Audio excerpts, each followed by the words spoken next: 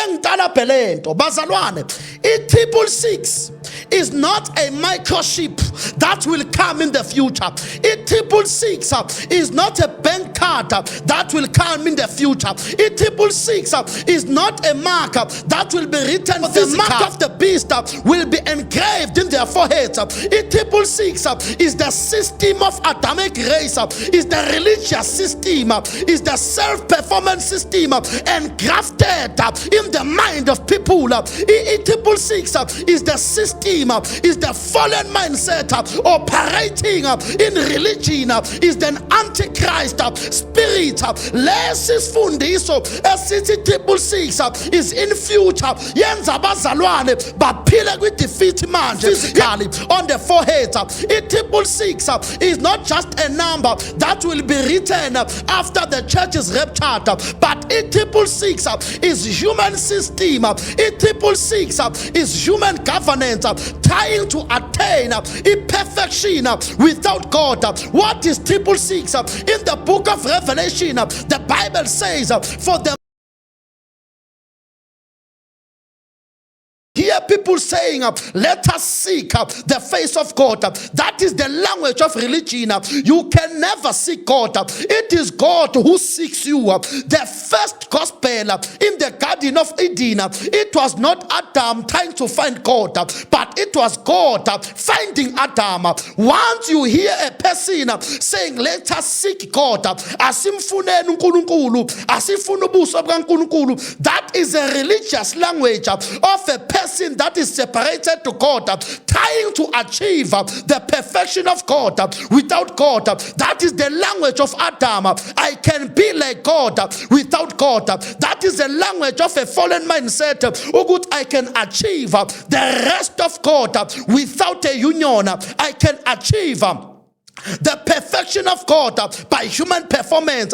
I can do righteous acts without faith. That is religion mindset. Intshumayelo sezandile bantwana benkosi, abantu bagijima intaba bathi bayofuna uNkulunkulu. Nowhere in the scripture lapho khona umuntu wake wasucceeda efuna uNkulunkulu. You will never find God. It is God who came down to find us. That is why sitholiwe uNkulunkulu. Bazalwane bantwana benkosi, ake ngimemezele ukuthi ivangeli is all about God manifesting in the flesh. Mawufunda 1 Timothy chapter number 3 verse 16, lithi Bible, greatest is the mystery of godliness, that God manifested in the flesh, was seen by the angels, was justified in the spirit, was preached all over the world and believed by the Gentiles, was received up in glory. So it was God who manifested in the flesh. Titus chapter number 2 verse number 11, for the grace of God has appeared and bringing salvation to everyone. So grace was the revelation. Jesus manifested in the flesh. John chapter number 1 verses number 1, in the beginning there was a word, and the word was with God, and the word was God. Verse number 14, and the word became flesh and tabernacled among us, and we beheld the glory of God. Sisayinsukwini lapho khona abantu bekhulekela inkazimulo. Inkazimulo is the revelation of Christ. Inkazimulo is not a subject. Inkazimulo is not a force anywhere. Inkazimulo is not a brightness anywhere, but inkazimulo is the revelation of Jesus in the flesh. That is why we are testifying. uJohane uthi ngokuba inyama yaba umuntu, uthi and the word became flesh and dwelt among us, and we beheld the glory of his only begotten son. So inkazimulo is Jesus Christ being revealed in the flesh. Sihlushwa ngabantu abakhuleka intshumayelo ezithi ake sithandazele inkazimulo. Who are you to pray for the glory of God? Who are you to pray that the glory of God must manifest? uNkulunkulu akahambi ngantando yamuntu, uNkulunkulu akahambi ngamthandazo wamuntu. Icebo likaNkulunkulu lifulfilwa uNkulunkulu. Uzumfundisi ehlabelela athi inkazimulo yakhe igcwele amazulu nomhlaba, kodwa to the very same sermon bese athi akuthandazelwe inkazimulo.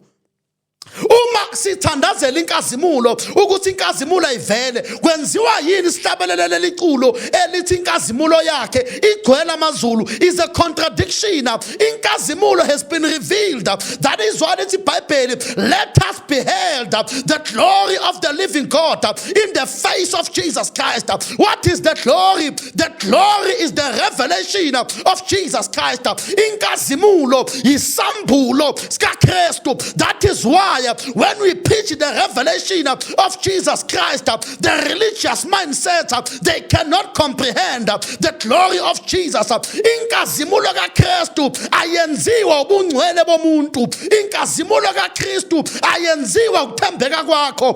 Inkazimulo ka Jesu ayenziwa ukufasta kwakho for 40 days.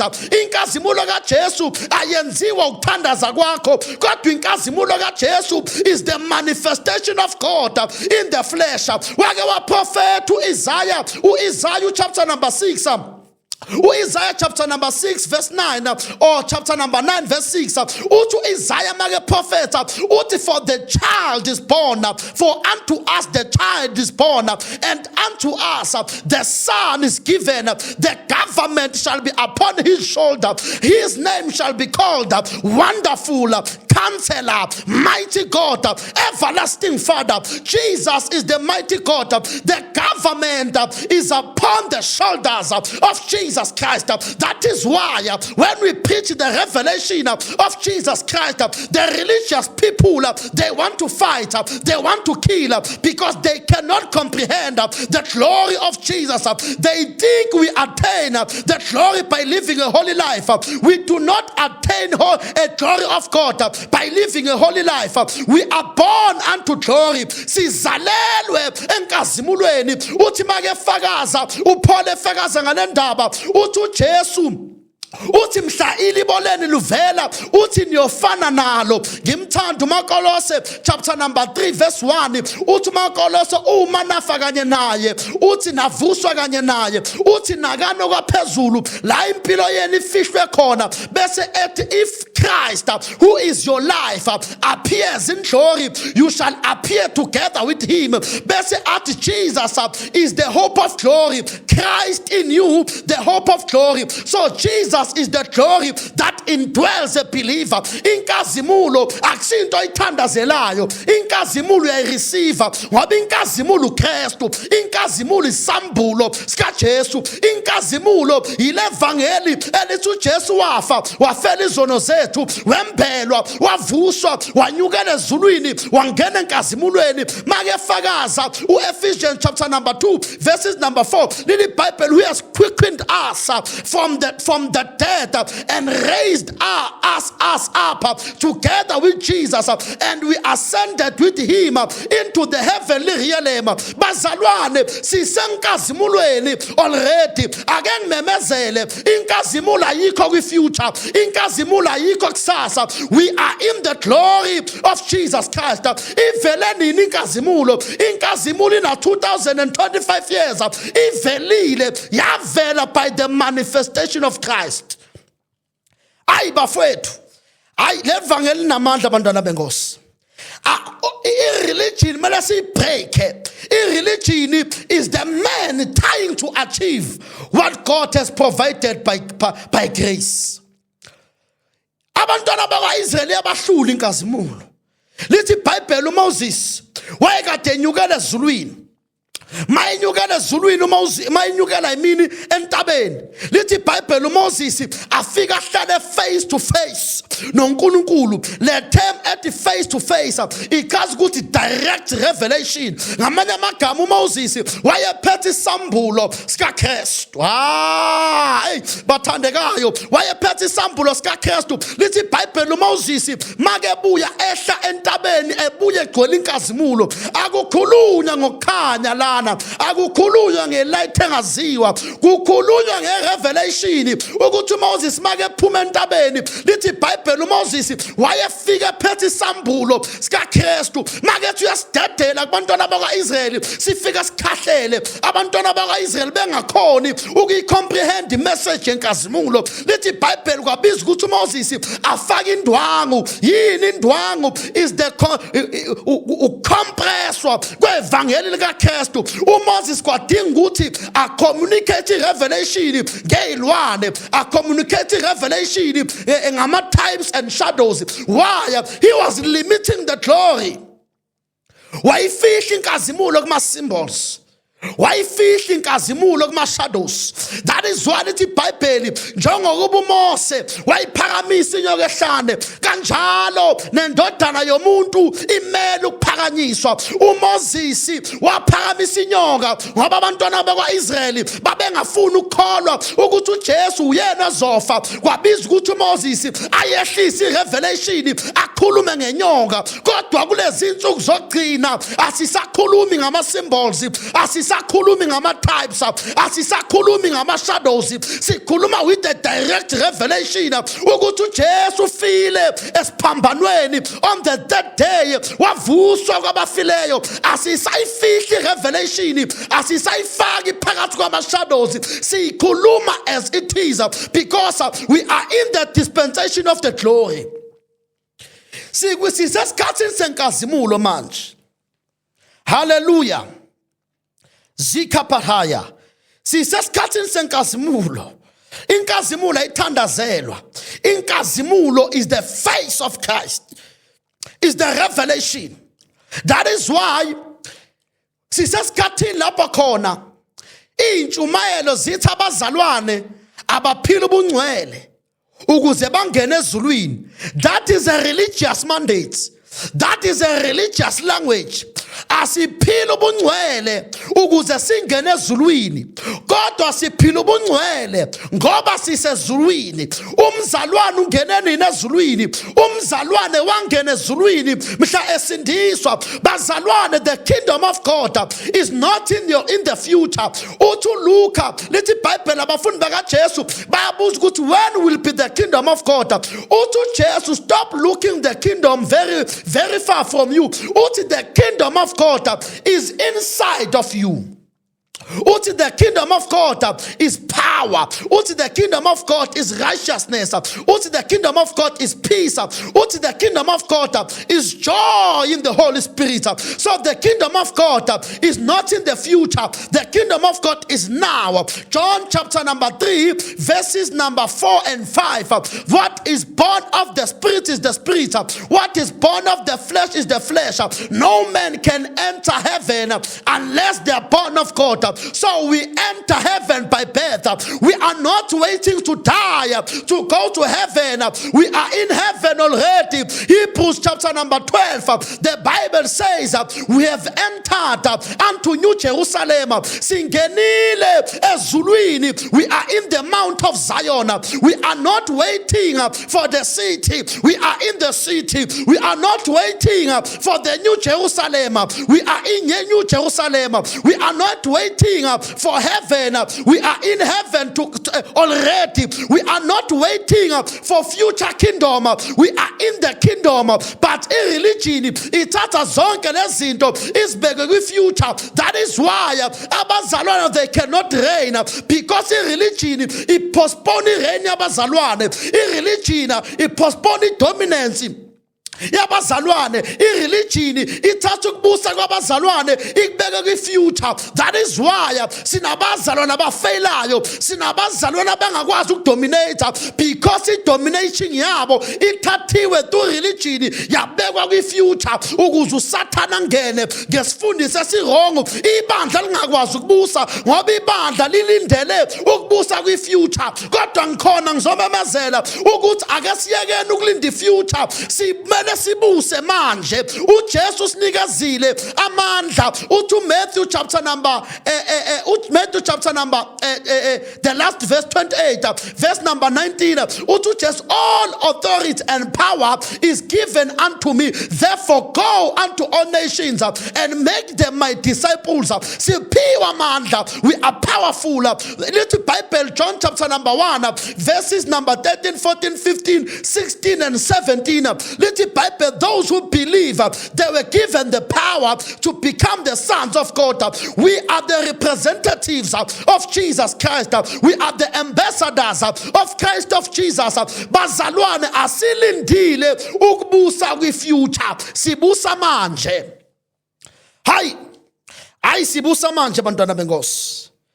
Hallelujah. Sibusa manje ingane zenkosi. Religion will not help you. Sisazo unpack indaba ye religion. I-religion ayimsizanga uAdam. Uyabona le doctrine ethi abazalwana bayilungiselele ukuze baye ezulwini. Bantwana benkosi, that is the same doctrine yale race yalapha ku Genesis chapter number 11. Same doctrine. Le race yalapha ku Genesis chapter number 11. Yakhuluma yathi asakhele umbhoshongo oya ezulwini ukuze sizenzele igama. I-religious mindset ithi umuntu okufuneka ezulwini, kodwa igrace ithi izulu lehlela phakathi kwabantu. That is why mangabe uJesu efundisa abafundi bakhe ukuthandaza, uthi thandazani lithi our Father, hallowed be thy name. Alibonga igama lenkosi. Uthi thy kingdom come. Thy will be done on heaven as thy will be done on earth as it is on heaven. So bazalwane asiye ezulwini. Yizulu eliza kubantu. Ngizomemezela ukuthi we are in the days of heaven on earth. Izulu liphakathi kwabantu. Ake siphile njengabantu abasezulwini. Ake siyeke ukulinda ifuture. uNkulunkulu ufuna ibandla libuse manje, libe lidominate manje. Hayi kwi future. Hallelujah. Hayi kwi future. Yiyo lento enza ukuthi abantu bashawe isitha. Balindele ukubusa kwi-future. Kanti uNkulunkulu uthi sibusa manje. Uthi uNkulunkulu yimamela sibe nedominant ngoba uSathane wanqotshwa 2026 years ago. uSathane akanamandla. uNkulunkulu phethe ibandla liyabusa. Therefore let us manifest our dominion. Let us manifest our authority as the church. The church is not defined by politics. The church is not defined by religious activities. The church is not defined by economy. The church is not defined by religion, but the church is defined by the revelation of Christ. Kantuthini uJesu makekhuluma kuMatthew chapter number 16, uthi uJesu, I shall build my church and the gates of hate they shall not prevail against it. Ngizomemezela ukuthi amasango eHadesi ahluleka. Wayethi uyamvimba uJesu ukuthi angavuki, kodwa uJesu wavuka. Ibandla is a legislative assembly. Ibandla is the ecclesia of God. Ibandla is the authority of God, is the wisdom of God. Ibandla is the power force of God here on earth. Ibandla is the dunamis of God. Why is it determined by politics? Why is it determined by religion? Why is it determined by economy? Njengamanje sidetermined by imali. If umuntu ongenamali akakwazi ukushumela ivangeli, uSathane ungenile ebandleni ubenza badakwe imali. uSathane ungenile ebandleni wenza abantu babe money mandate. But ngizomemezela ukuthi imali cannot define us. Politics cannot define us. Akwazi ukukhuluma ipolitiki bese kunyakaza ibandla. Ibandla yile kufuneka likhulume bese kubhawa ipolitics, kubhawa human governance, kubhawa all these religious forces. Because ibandla liphiwa amandla ibandla. Hallelujah. Ibandla liphiwa amandla ibandla. The time of religion is over. The time of religion is over. The time of religion is over. Again, the time of religion is over. The time of religion is over. Isikhathi se religion is over. uNkulunkulu ufuna abantu abazodominate.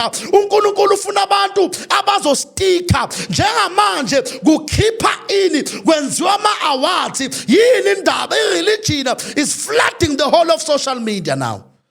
But the time of religion is over. Oh shaka pahaya. Zipra hados kepehedus kapaha. Zemene ni asula bahados. Prekedosia katalia hapatia hadu. La mahanise kepelehidu. Membro kozia katulia pahadis kepende.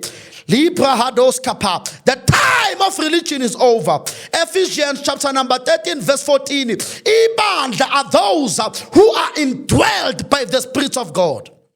Ibandla are those who are indwelled by the Spirit of God.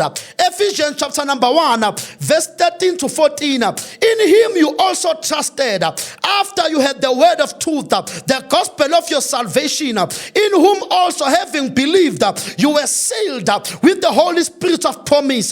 Verse number 14, who is the guarantee of our inheritance until the redemption of the purchased possession to the praise of his glory. It's a mirror translation. What happened in Christ is exactly what happened to you when you have the message of truth, the gospel of your salvation. Having believed, you were co-branded, co-sealed in him, in the Holy Spirit of promise. The Holy Spirit is the blazing seal upon our inheritance, confirming our joint acquisition in him and prophesying our immediate and complete redemption. Little Bible, those who are born of God, they are sealed by the Holy Spirit.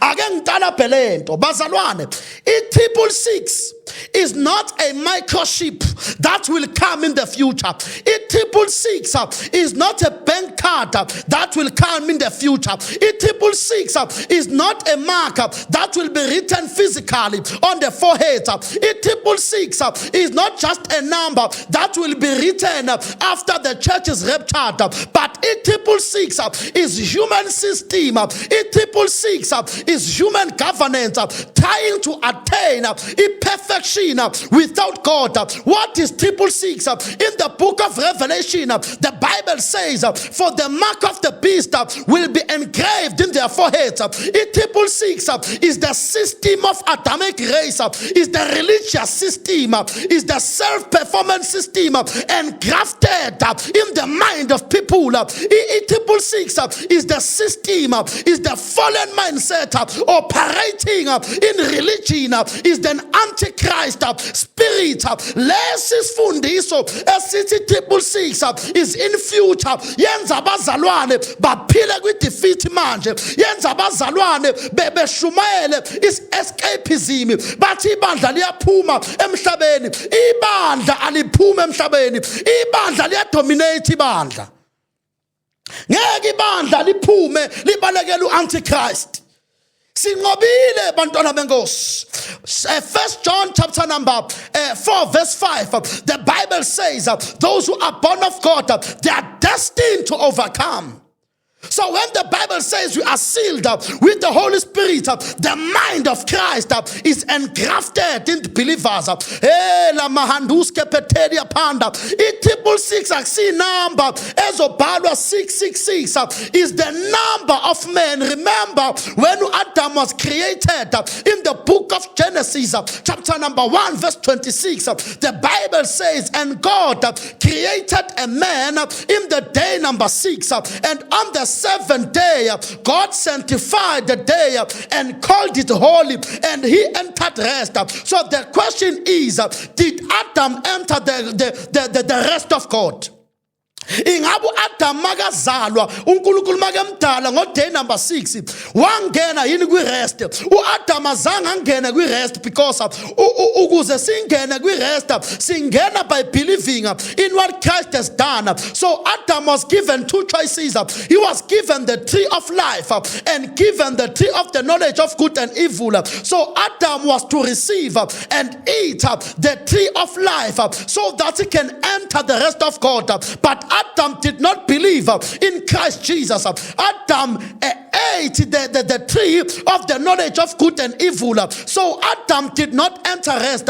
So Adam is a fallen person. Adam is the number of men number 6, trying to reach perfection without God. Adam is a religious mindset, trying to perform. Ukuzangena enkazimulweni uNkulunkulu engekho. Lento masiyithatha siyibeka kwi-future, ibandla likaKristu Jesu lizoyeka ukudominate. Ibandla mele lidominate manje, hayi kwi-future. Hayi kwi-future. I-1,000 years millennium imanje we are reigning now with Jesus Christ. I-1,000 years millennium imanje igama elithi 1,000 kwi-Bible numerology it simply means completeness of everything. Everything is completed mos. uJesu unqobile kodwa sineyimfundiso ezithi uJesu sazobuya ezolwa. uJesu ezebuya ezolwa, that is an anti-cross message because ishumela intshumelo ethi kusikuthi uJesu akakanqobi mele abuye kwi-future zonqoba. Leyo nto undermine i-cross, leyo nto undermine i-death, burial and resurrection. Jesus has conquered the enemy. Hallelujah. Jesus has conquered the enemy.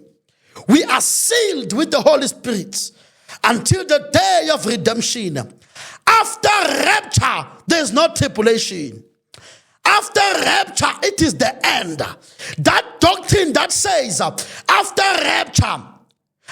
rapture there is tribulation. Yiyo le doctrine eyenza kushunyelwa escapism.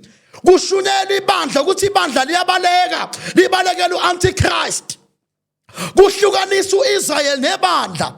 U-Israel nebandla is one entity. Mawufunda uRomans chapter number 11, lithi Bible, we were grafted in the olive tree. So you cannot separate u-Israel nebandla. You cannot separate u-Israel nebandla. Once you separate u-Israel nebandla, wenza uNkulunkulu isithembu, wenza uNkulunkulu indoda yesithembu. Unabafazi ababili manje uNkulunkulu. uNkulunkulu nebandla aphinde abe no-Israel. Why? Yingoba kuhlukanisiwe. uNkulunkulu unebandla aliqoqayo kulo 2000 years obizwa nge-church age. Bese after 2000 years uNkulunkulu uthatha ibandla lakhe ubuyela ku-Israel. Kusikuthi uNkulunkulu indoda yesithembu. uNkulunkulu unamabandla amabili, unabomakoti amabili. Umakoti wokuqala ibandla, umakoti wesibili u-Israel. Le doctrine ehlukanisa ibandla no-Israel is the wrong doctrine. Ibandla no-Israel is one thing. We are called into one body. We makazaka mahadoske peheduska. Bazalwana asikwazi ukuhlukanisa ibandla noKristu. Yazi lento ngifuna ukuyidismantlela kahle ake sivula amavesi. Kungathi ujela uqamba amanga ngoba manje siphile ezikhathini lapho khona baningi abantu abacabanga ukuthi siqamba amanga masishumayela. Ibandla noIsrael into eyodwa abantwana benkosi. Ube bathi bengiyangihamba ngizothi wonke umfundisi oshumela nge-eschatology akakame manje. Wonke umfundisi oshumela nge-eschatology sicela kathi ukuma kancane. Kukhona uNkulunkulu asivezele kona. Kukhona uNkulunkulu asivezele kona. Siyacela bafowethu. Siyacela abantwana benkosi. Bengizothi mina umfundisi oshumela nge-eschatology akakame ake kuhlanganwe manje kubhungwe. Khona sikutholayo. Khona sikutholayo bantwana benkosi. Khona okusho sikutholile uNkulunkulu akwambulayo. Bengizothi mina asike sime kancane. Ube bathi ngiyazenzela bengizothi ake kuhlanganwe. Akuye kuhlangane bantwana benkosi.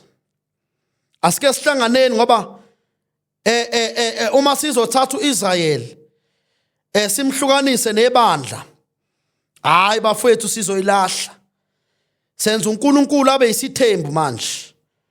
Kanti uNkulunkulu akasindoda yesithembu. uNkulunkulu usebenza ngoba ngebandla. Right. Ake sibheka amavesi. uIsrael nebandla is one thing. Don't separate uIsrael ne-church.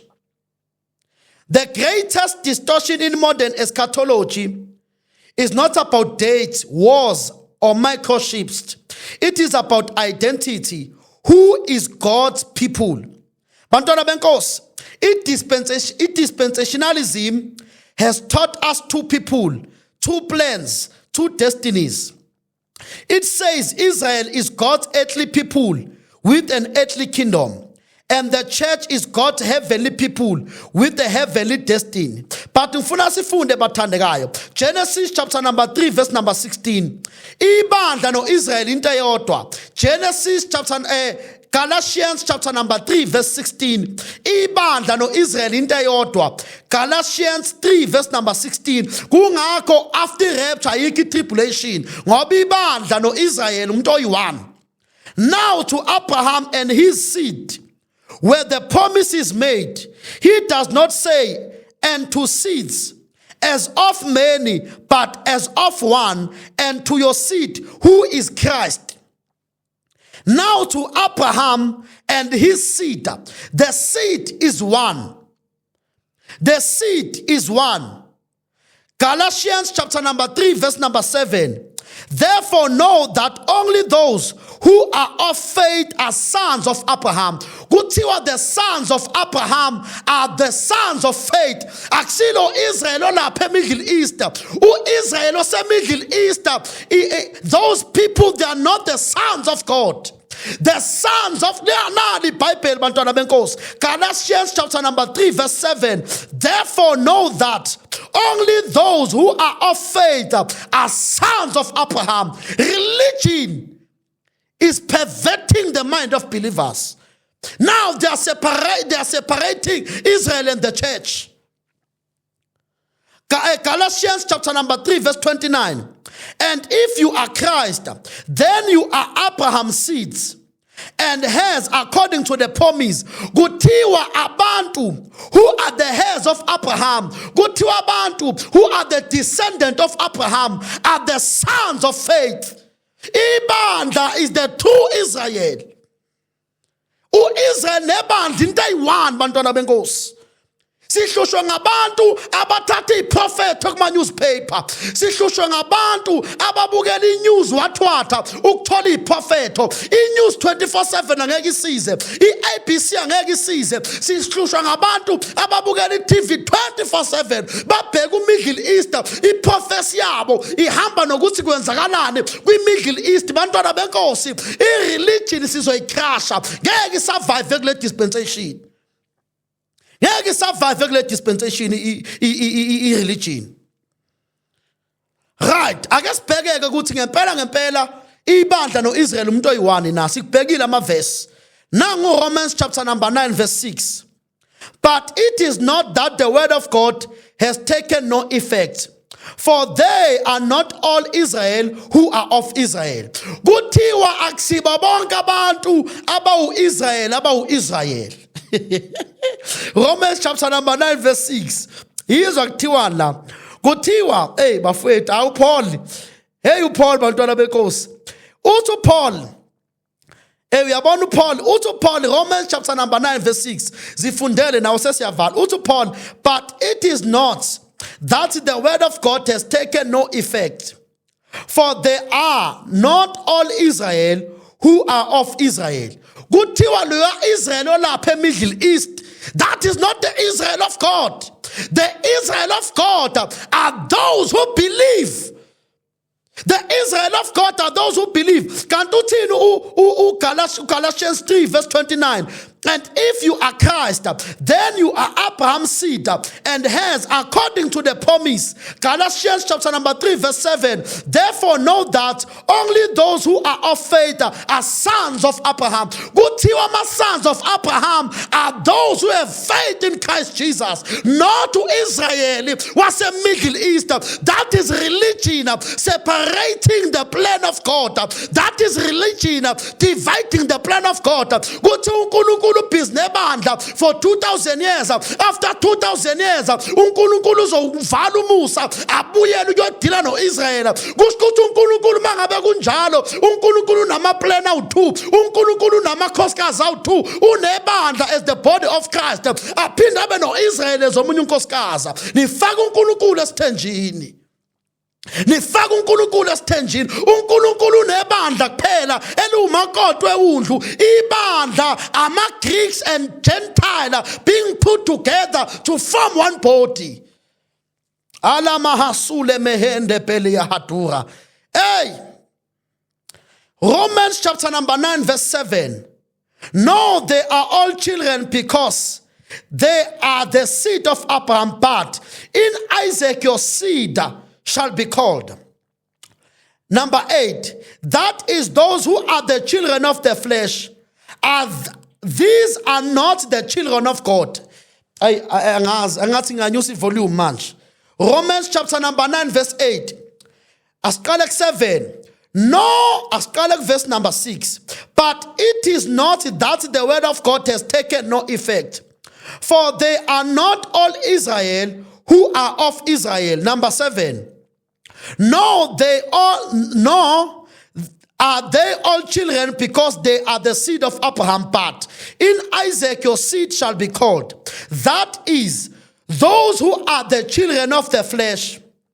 These are not the children of God, but the children of the promise are counted as seed. Kuthiwa the seed are the children of the promise, are those who believe in Jesus Christ. Israel wenyama, Israel wenyama, those are not the children of God. Bantwana benkosi, kanti iBhayibheli ifundwa kanjani uma kudumi eschatology wrong endaweni? Sihlukanisa iplan kaThixo manje. Hey, kungako kushunyelwa insindiso ethi abantu bazoluza insindiso engani nihlukanisa iplan mos. Mananananusa namanahanos. Yesu uthini uyabakhuza la. uJohn the Baptist uyabakhuza ama-Israel lapha kuMatthew chapter number 3 verse 9. And do not think to say to yourself, we have Abraham as our father. For I say to you that God is able to raise up children to Abraham from stones. uNkulunkulu ivusele abantwana baka-Abraham from the Gentiles. Hey, hayi bafowethu, singabantwana baka-Abraham by faith. We are the children of God. We are the true Israel. Kunencwadi engizoyikhipha ebhalwe eschatology, the end of the world system, isikhona ready ilinde ukupublishwa. Kufuneka uwathole lamaqiniso. 2 books, enye ithi we regard no man according to the flesh, eyesibili ithi eschatology, the end of the world system. Yilast dissector lezindaba ukuthi ibandla noIsrael umuntu oyedwa loyo. Into yodwa loyo. Wakuhlukanisa ufaka uNkulunkulu esithenjini. Right. uNkulunkulu izuthini kuma religious elders ayeclaima ukuba ngabantwana baka-Abraham. Uthi John 8 verse 39. If you were Abraham's children, you would do the works of Abraham. But now you seek to kill me, a man who has told you the truth, which I heard from God.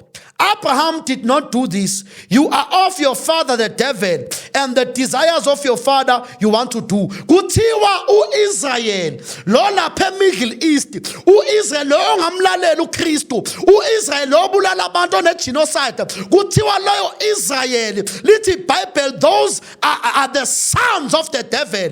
They are not the sons of God because they are not doing what Abraham has did. They don't believe in God. They don't believe in God. Kuthiwa ithempeli lesithathu lizokwakhiwa. That is a false doctrine. Akunas tempele lesithathu la elizokwakhiwa. Ukuthi ithempeli lesithathu lizokwakhiwa is to deny the cross, is to deny that the ceremonial law is ended in Christ. Now amavesi ake ngiwaphinde one more time bese siyathandaza. Galatians chapter number 3 verse number 16 uzofunde ekhaya. Galatians chapter number 3 verse 7. Galatians chapter number 3 verse 29. Romans chapter number 9 verse 6, 7 and 8. Matthew chapter number 3 verse number 9. John chapter number 8 verse number 39. Let us not separate Israel and the church. Israel and the church, those are one people. One body, one spirit. There is no neither Greek nor Jew. There is a new man, new creation. After rapture, there is no tribulation. After rapture, there is no Antichrist. The Antichrist exists manje is the belief system, is the spirits that opposes Jesus Christ as the Lord and Savior. It is not in the future. It is not a man. Sihlushwa eschatology ephakamisa uSathane. Sihlushwa eschatology eveza uSathane as a reigning figure. Is eschatology is the revelation of Christ. ukube bathi bekuya ngami bengizothi bonke abafundisi abashumela nge-eschatology abake bame kancane, ake kuhlalwe phansi ngoba there is a new information uNkulunkulu asambulela yona efuna ngabe siyayixoxa ngoba lesatshelwa yona akusiyo bantwana benkosi. Siyahlangana next time kuyo le platform next week, same time, same place. Sikhuluma ngalezi ndaba egameni lika Jesu. Stay blessed, funda lama verse and find the truth in the mighty name of our Lord Jesus Christ. Amen and amen. Yeah, zakhala manje.